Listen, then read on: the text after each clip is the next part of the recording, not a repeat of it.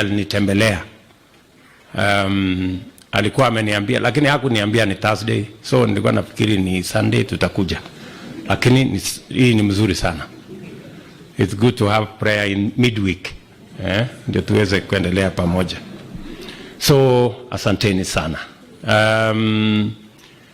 Kwa sababu ya kazi kubwa askofu ametufanyia, I have met Bishop in many places.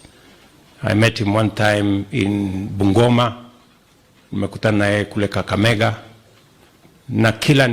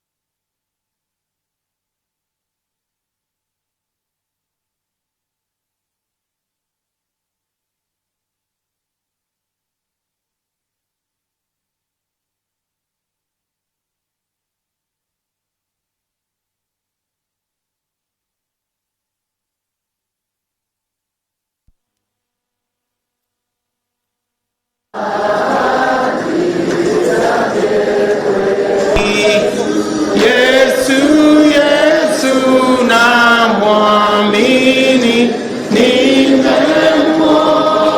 dhabiti